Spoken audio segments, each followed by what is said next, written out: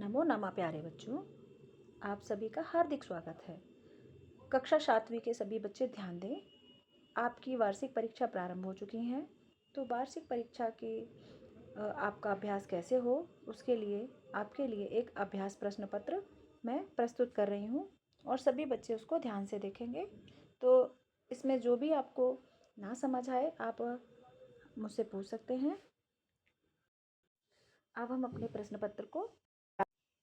प्रश्न पत्र का समय है 2 घंटे 30 मिनट, यानी कि आपका 2.5 घंटे का प्रश्न पत्र है। और सामान्य निर्देश हमारे ये दिए गए हैं। सामान्य निर्देश में है सर्वे प्रश्नः अनिवार्यः, यानी सभी प्रश्न अनिवार्य हैं। उत्तराणि संस्कृते नैव लेखनीयानि, उत्तरों को संस्कृत में ही लिखना है। प्रश्नानाम् उत्तराणि खंडानुसारम क्रमेणैव लेखनीयानि, प्रश्नों के उत्तर खंड के अनुसार क्रम से ही लिखने हैं। प्रश्न संख्या अवश्यमेव लेखनीय, और प्रश्न संख्या निश्चित ही लिखनी है। प्रश्न पत्रे चत्वारः खंडः सन्ति, प्रश्न पत्र में 4 खंड हैं। खंड का अपठित अवबोधनम जो कि 8 अंक का है। खंड खा रचनात्मक कार्य जो कि 12 अंक का है।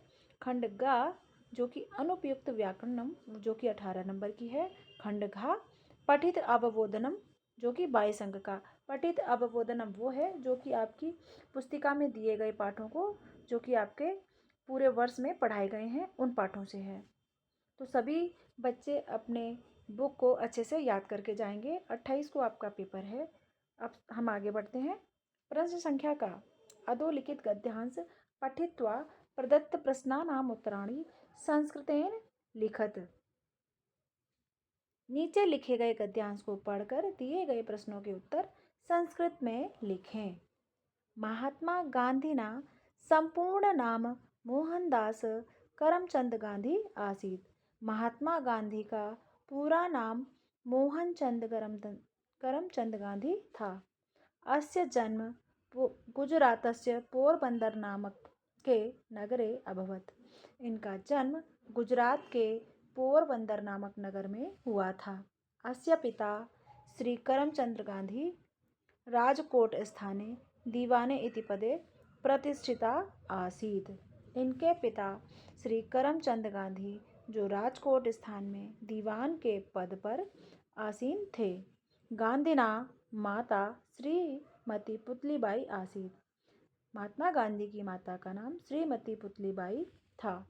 विद्या अभ्यास समय मोहनदास साधारण बालकः आसीत्। विद्या अभ्यास के समय मोहनदास साधारण बालक थे। सा विनयशीलः लज्जालु स्वभावकः च आसीत्। वह विनयशील थे और शर्मीले स्वभाव के भी थे। अनंतरम सा जीवने सत्य अहिंसा च प्रतिष्ठा पैतुम दृढ़वत अभवत। इसके पश्चात वह उन्होंने अपने जीवन में सत्य अहिंसा और त्याग का दृढ़व्रत लिया। तस्य उदारान गुणान दृष्ट्वा, उनके उदार गुणों को देखकर कवि रवींद्रनाथ ठाकुरः तम महात्मा इति शब्देन संबोधितवान। कवि रवींद्रनाथ ठाकुर उनको महात्मा शब्द से संबोधित किया, यानी उन्हें महात्मा नाम से संबोधित किया।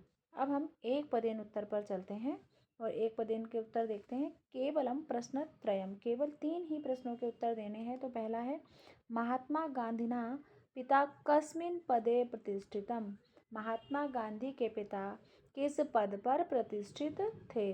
तो हमारा उत्तर यहाँ पे दिया गया है दीवान पदे। पहले प्रश्न का उत्तर है दीवान पदे। दूसरा है महात्मा गांधीना मातु नाम किम आसीत्, महात्मा गांधी की माता का नाम क्या था। तो महात्मा गांधी की माता का नाम था श्रीमती पुतलीबाई। श्रीमती पुतलीबाई।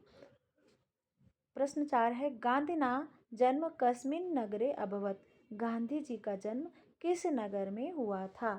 तो गुजरातस्य पोरबंदर, गुजरातस्य पोरबंदर ये नगर का नाम था। विद्या अभ्यास समये गांधी कीदृशः बालकः आसीत्, विद्याभ्यास के समय महात्मा गांधी किस तरह के बालक थे? तो विद्याभ्यास के समय साधारण बालकः, उत्तर है साधारण बालकः आसीत्। प्रश्न विद्या अभ्यास, हाँ प्रश्न हमारे चारों प्रश्न हो गए। अब हम पूर्ण वाक्यन प्रश्न पर चलते हैं। पूर्ण वाक्यन उत्तरतः केवलम प्रश्नमेकम, दो प्रश्न दिए गए हैं, दोनों में से एक ही प्रश्न का उत्तर देना है। तो महात्मा गांधीना संपूर्ण नाम किम आसीत, महात्मा गांधी का पूरा नाम क्या था? तो हमने पूरे ऊपर पैराग्राफ में देखा है महात्मा गांधी का पूरा नाम, देखो ये लिखा हुआ है, संपूर्ण नाम मोहनदास करमचंद गांधी आसीत। महात्मा गांधीना संपूर्ण नाम मोहनदास करमचंद गांधी आसीत। यह है पूर्ण वाक्यांश प्रश्न का पहला उत्तर, यहाँ से यहाँ तक दिया गया है। अब हम दूसरा उत्तर देखते हैं। गांधीना महात्मा इति शब्देन का संबोधित बान, यानी महात्मा गांधी को महात्मा के नाम से किसने संबोधित किया? तो हमारा यह है उत्तर, कवि रवींद्रनाथ ठाकुर तम महात्मा इति शब्देन संबोधित बान, कवि रवींद्रनाथ ठाकुर ने उनको महात्मा के नाम से संबोधित किया था। अब हम आ जाते हैं प्रश्न संख्या ई, यथा निर्देशम उत्तरतः, यानी जैसा कहा गया है वैसे उत्तर। केवलम प्रश्नद्वयम अधोलिखितेषु कर्तृपदम किम, यानी नीचे लिखे गए शब्द में कर्तृपद क्या है? अब हमारा कर्तृपद ढूंढना है हमें। मोहनदास नगरे दृष्ट्वा च, तो मोहनदास और नगरे नगर में, दृष्ट्वा देखा, और चा और, तो हमें इसमें सिर्फ कर्तृपद ढूंढना है और हमें कुछ भी नहीं ढूंढना है। तो यहाँ पे कर्ता हमें दिख रहा है सिर्फ मोहनदास। फिर दूसरा है अधोलिखित लिखितेषु सर्वनाम पदम किम, अब नीचे लिखे हुए पद में सर्वनाम पद क्या है? तो सर्वनाम मैंने सिखाए हैं, सातौते त्वम युवाम यूयम, तो ये हमारा सर्वनाम पद हो गया। ऐसे ही तीसरा है सत्यम इत्यस्य विलोम पदम अत्र किम, सत्य का विलोम, यानी सत्य का उल्टा क्या होगा? असत्यम। अब अधोलिखितेषु कवि का अस्ति, तो जो ऊपर हमने पैराग्राफ पढ़ा उसमें कवि कौन था? तो कवि हमारे थे रवींद्रनाथ टैगोर।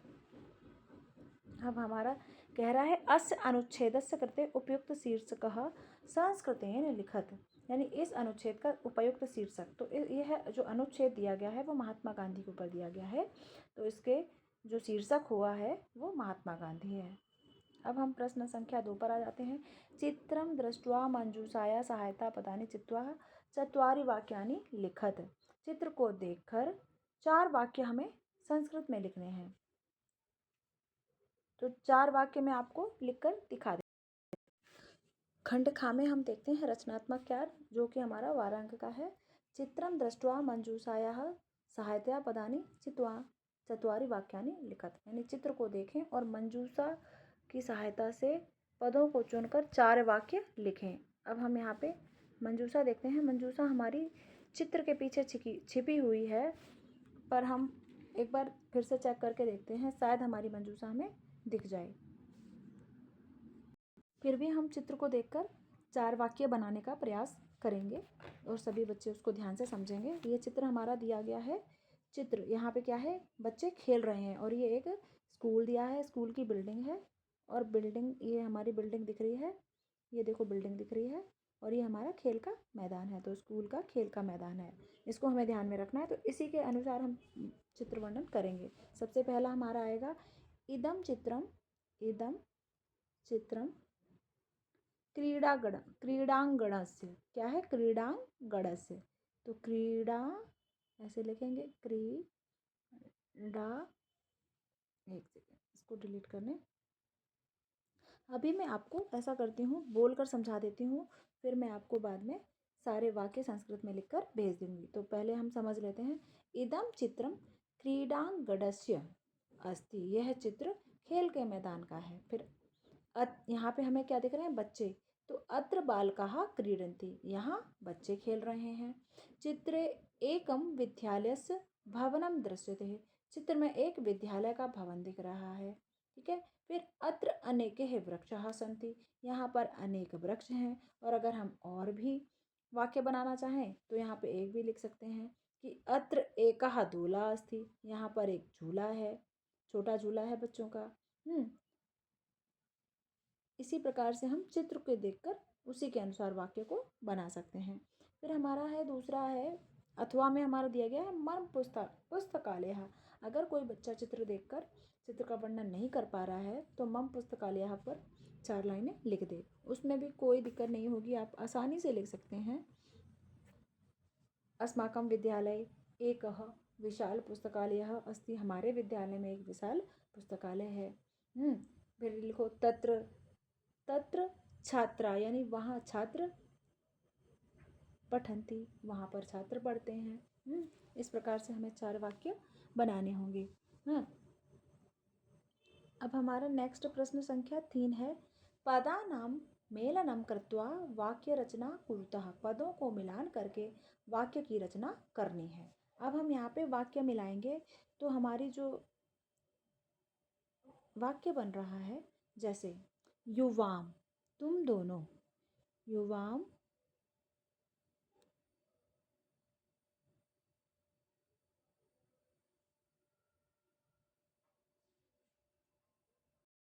हम सबसे पहले कर्ता के साथ क्रिया को जोड़ेंगे तो हमारे पास युवाम के साथ गायथा आएगा। तो युवाम, अब गाया क्या जाएगा, गीत, तो युवाम गीतम गायथा। फिर दूसरा बनेगा छात्रहु। अब हम छात्रहु स्मरतः, यहाँ पे द्विवचन की क्रिया और छात्रहु द्विवचन, तो छात्रहु।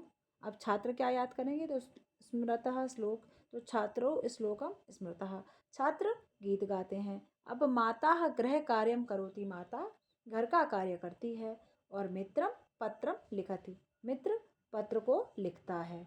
इस प्रकार से हमारे वाक्य ये मिलाई जाएंगे। एक बार मैं मिलान कर देती हूँ तो सभी ध्यान से देखेंगे। युवाम गीतम गायथा, फिर छात्रौ छात्रौ श्लोकम स्मरतः, फिर आएगा माता गृह कार्यम करोति और मित्रम पत्रम लिखति। इस प्रकार से हमारे वाक्य मिलान किए जाएंगे।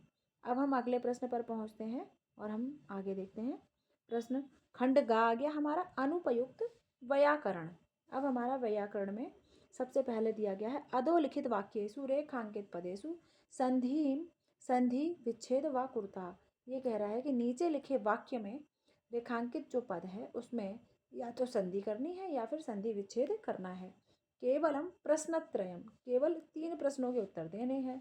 जैसे कि ये लिखा है न अस्तुध्य समो, नास्तुध्य समो, तो हमें इसको जोड़ना है इस प्रकार से न त्यु ध सम। इस प्रकार से हमारा ये शब्द बनेगा। ये या है, ऐसे बनेगा। ठीक है। इसी प्रकार से चटका अवदत, चटका अवदत, तो यहाँ पे चटका हो जाएगा च च च ट का प्लस अवदत, ऐसे बनेगा दूसरा। और थर्ड वाला जो हमारा बनेगा कार्य अर्थम लिखा है तो इसमें हो जाएगा ये वाला कार्य कार्यार्थम, कार्यार्थम, इस प्रकार से बनेगा। और आखिरी जो अंतिम वाला है हमारा, वो अंतिम वाला हमारा नानृतम लिखा है तो ऐसे बनेगा नानृतम, नानृतम। इस प्रकार से हमारी संधि व संधि विच्छेद होंगे। अब हम प्रश्न संख्या 5 पर चलते हैं। अब ये कह रहा है इसमें प्रकृति प्रत्यय संयोज्य, यानी जहाँ पे संयोज्य है वहाँ विभज्य करना है और जहाँ पर विभज्य है वहाँ संयोज्य करना है। यानी जहाँ पर अलग है उन्हें जोड़ना है और जहाँ पर जुड़े हुए हैं उन्हें अलग करना है। अब हम इसको लिख कर देखते हैं। प्रतीक्षते, पहला जो है ये इस प्रकार से लिखा जाएगा प्रतीक्षते, इस प्रकार से हम इसको लिखेंगे प्रतीक्षते। दूसरा है हमारा प्रस्थिता, तो प्र प्लस स्थितः, ये हमारा दूसरा। इस प्रकार से हमने इसको विभाज्य कर दिया है। जैसे ही विचार है तो विचार में हमारा आएगा, अगर हम इसको पूरा करेंगे तो हमारा इस प्रकार से बनेगा वि प्लस चर प्लस घई,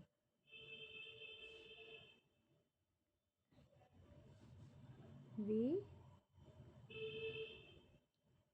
चर प्लस घई, इस प्रकार से बनेगा। और अगर हम 2 में विभक्त करते हैं तो इसका 2 में हमारा इसी प्रकार से बनेगा v+4।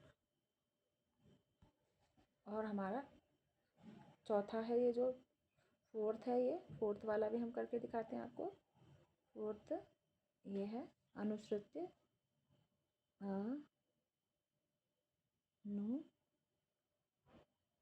अनुश्रुत्य। इस प्रकार से हमें संयोज्य करना होगा। और अंतिम है हमारा विभूषितः, तो v+भूषितः। ऐसे ये हमारे विभज्य हो जाएंगे। ये हमारे प्रकृति प्रत्यय हो गए। अब हम प्रश्न संख्या 6 पर जाते हैं। 6 में हमारा कह रहा है उचित क्रियापदेन रिक्त स्थानानि पूर्यत। यानी उचित क्रियापद में रिक्त स्थान की पूर्ति करनी है। जैसे पदाभ्याम समग्र भारतम, यानी पैरों से ही पूरा भारत भ्रम होता है भ्रमण धातु घूमने के अर्थ में। और लंग लकार, तो लंग लकार में आ से रूप चलते हैं, तो यहाँ पे आ जाएगा अभ्रमत। इस प्रकार से हो जाएगा लंग लकार का। प्रश्न सेकंड है हमारा तस्मिन्नेव गर्ते है, उस गड्ढे में। पत धातु होती है गिरने के अर्थ में, तो हमारा होगा उस गड्ढे में कौन गिरा था। लृट लकार कह रहा है, लृट लकार में हमें लगाना है। तो लृट लकार जो होता है भविष्य काल में, तो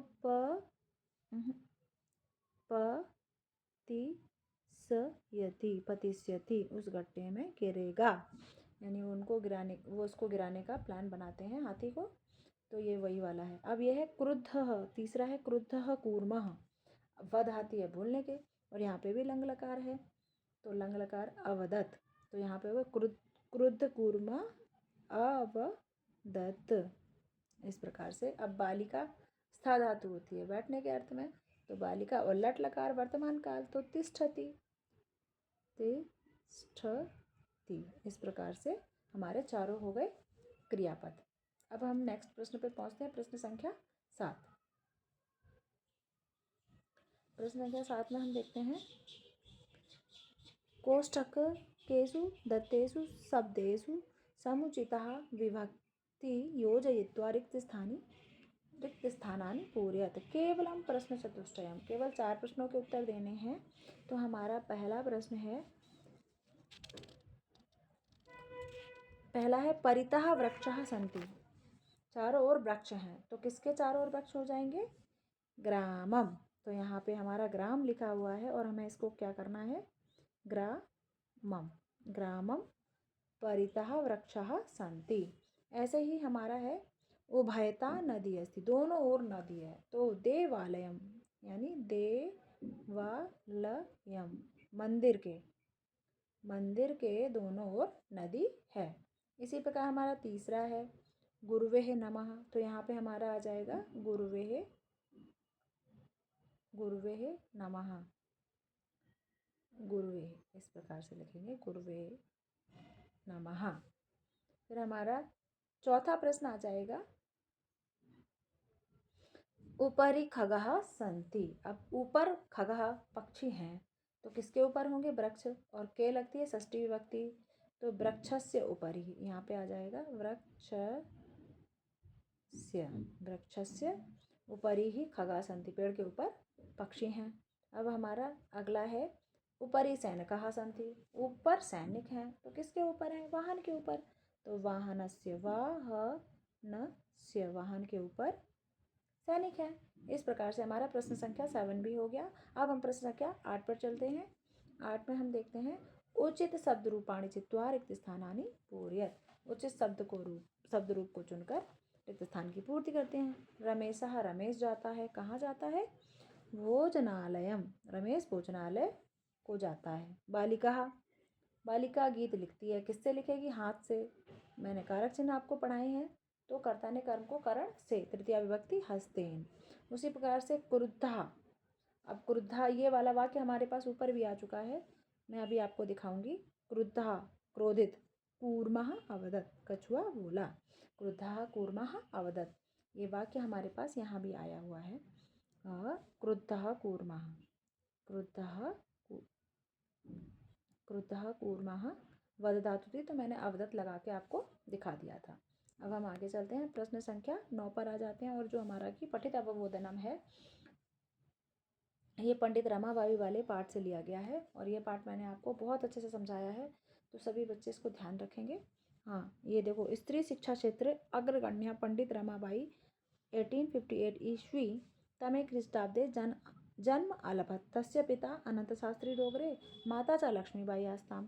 तस्मिन् काले स्त्रीशिक्षा स्थितिः चिन्तनीया आसीत्। स्त्रीणां कृते संस्कृतशिक्षणं प्रायः प्रचलितं नासीत्, किन्तु डोगरे रूढिबद्धां धारणां परित्यज्य स्वपत्नीं संस्कृतमध्यापयत्।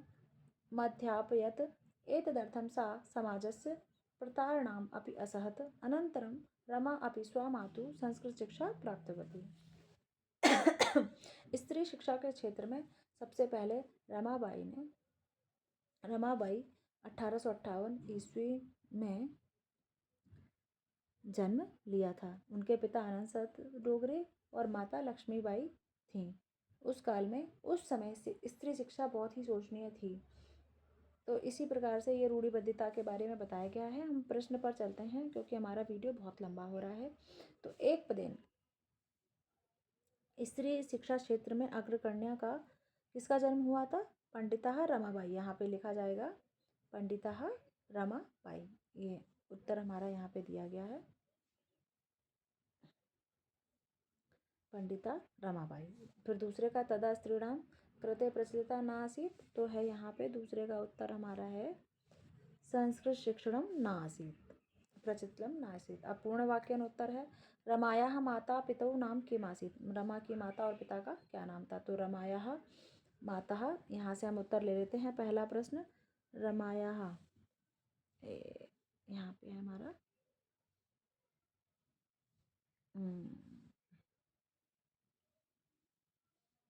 हाँ, माता चा लक्ष्मीबाई आस्ताम और तस्य पिता अनंत शास्त्री डोगरे, माता चा लक्ष्मीबाई आस्ताम। यहाँ से पूर्ण वाक्य में प्रश्न 1 का उत्तर है। और दूसरा है हमारे पास रमा कस्य संस्कृत शिक्षा प्राप्तवती।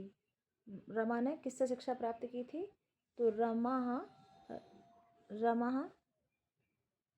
अपनी स्वमातु संस्कृत शिक्षा प्राप्तवती। रमा ने अपनी ही माता से संस्कृत की शिक्षा प्राप्त की थी। अब हमारे पास प्रश्न सा आ गया, यथा निर्देशम उत्तरतः केवलम प्रश्न दो, केवल 2 ही प्रश्नों के उत्तर देना है। सा समाजस्य प्रतारणा अपि असत। अस्मिन वाक्य अव्ययपदम। अव्ययपद मैंने आपको हमेशा से समझाए हैं और क्लास में लिखाए भी हैं, तो अपि है इसका। रमा अपि स्वमातु संस्कृत शिक्षा प्राप्तवती, अस्मिन वाक्य क्रियापदम किम। रमा ने अपनी ही माता से संस्कृत की शिक्षा प्राप्त की थी, इसमें क्रियापद क्या है? तो प्राप्तवती। ये हो गया हमारा। अब प्रश्न यह है एतदर्थ सा समाजस्य प्रतारणाम अपि असत, अस्मिन वाक्य कर्तृपद। तो सा इसका कर्तृपद होगा हमारा। अब हम प्रश्न संख्या अगले प्रश्न पर चलते हैं और आगे देखते हैं। प्रश्न संख्या 10, अधोलिखित पद्यांश पठित्वा प्रश्नानाम उत्तरतः। नीचे लिखे गए पद्यांश को पढ़ें और प्रश्नों के उत्तर दे। पृथिव्याम त्रीणि रत्नानि जलम अन्नम सुभाषितम मूढ़ै पाषाण खंडेषु रत्न संज्ञा विधीयते। यानी पृथ्वी पर 3 ही रत्न हैं, जल और अन्न और मीठे वचन। जो मूर्ख व्यक्ति होता है वो पत्थरों को ही रत्न के समान समझता है। अब हम एक पदेन उत्तर पर आ जाते हैं। एक पदेन उत्तरतः, केवल एक ही प्रश्न का उत्तर देना है और हमारा यह है एक पदेन उत्तर। पृथिव्याम कति रत्नानि, तो यहाँ पे आ जाएगा उत्तर त्रीणि रत्नानि, त्रीणि। फिर दूसरा है हमारा कई पाषाण खंडेशु रत्न संज्ञा विधीयते, तो यहाँ पे इसका उत्तर आएगा मूढ़ै। जो मूर्ख व्यक्ति होते हैं उनके लिए रत्न पाषाण खंडेशु, पत्थर के समान ही रत्न होते हैं। अब पत्थर ही रत्न होते हैं। पूर्ण वाक्य अनुत्तरतः, पूर्ण वाक्य में उत्तर दें। पृथिव्याम कानि रत्नानि, पृथ्वी पर कितने रत्न हैं? पृथ्वी पर कितने रत्न हैं? तो 3 रत्न मैंने आपको बताए थे। पृथिव्याम, यहाँ से शुरू करेंगे। पृथिव्याम जलम अन्नम सुभाषितम च, सुभाषितम च रत्नानि, उसके अंत में रत्नानि लिख देंगे। ऐसे हमारा दूसरा आंसर बन जाए। पहला आंसर बन गया मूढ़ै केषु रत्न संज्ञा विधीयते, तो यहाँ पे केसु, जब हम केसु को हटाकर सिर्फ यहाँ पे मूढ़ई पाषाण खंडेसु लिख देंगे। पाषाण खंडेसु, खंडेसु, और आगे जोड़ देंगे रत्न संज्ञा विधीयते। हमारा तो पूर्ण वाक्य यथा निर्देश उत्तरता, जैसा कहा गया है वैसे उत्तर दें। नेक्स्ट हमारा मूर्खई इति पदस्य समानार्थक पद। समानार्थक मतलब पर्यायवाची, तो मूर्खई का मूढ़ई, मूर्ख को हम मूढ़ बोलते हैं। त्रीणि इति कस्य पदस्य विशेषणम, त्रीणि रत्नानि थे तो रत्नानि हो गया। मूढ़ई पाषाण खंडेषु रत्न संज्ञा विधीयते। अस्मिन् वाक्य क्रियापदम, तो विधीयते ये है हमारी क्रिया। अब प्रश्न संख्या हम 11 पर आ जाते हैं और हम देख लेते हैं। अधोलिखितम संवाद पठित्वा प्रदत्त प्रश्नानाम उत्तराणि लिखत। नीचे लिखे गए संवाद को पढ़ें और दिए गए प्रश्नों के उत्तर लिखें।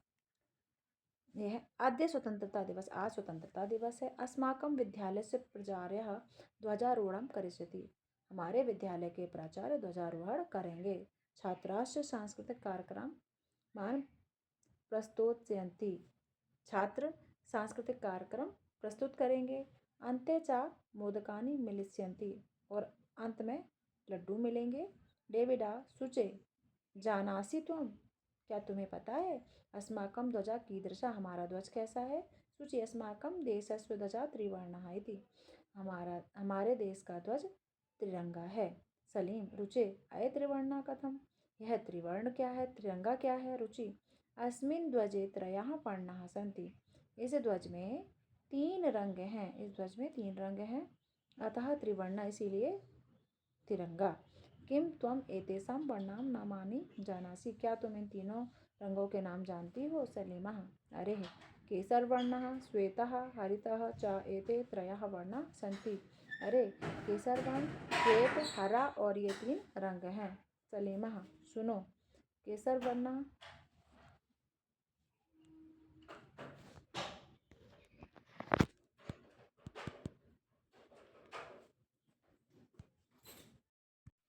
सलीम सुनो, केसर वर्ण शौर्य का प्रतीक है, श्वेत सत्य का और हरा रंग समृद्धि का सूचक है।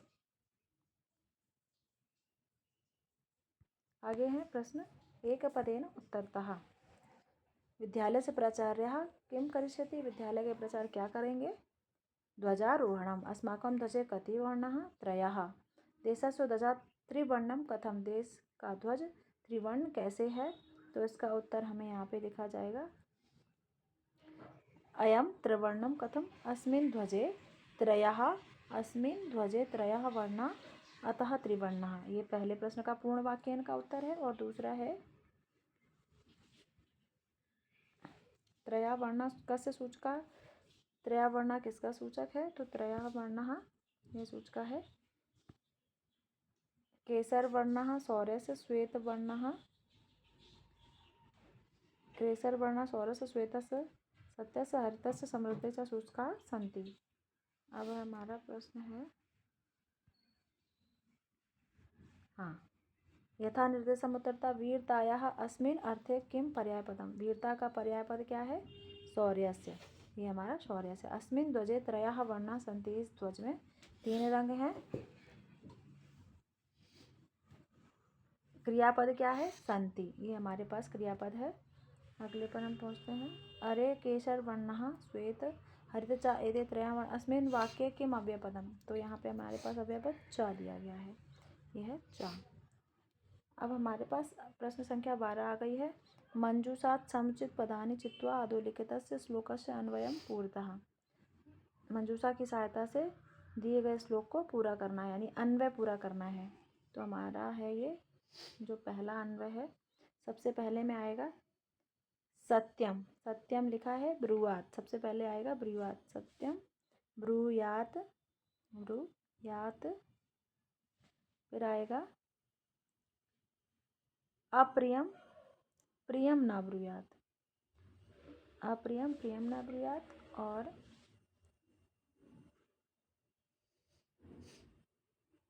सत्यम च अनर्थम ब्रूयात। इस प्रकार से हमारा ये भरा जाएगा अव्यय।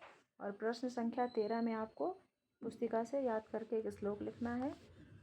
तो सभी इसका अभ्यास अच्छे से करेंगे। हमारा वीडियो समाप्त होता है। हो गया।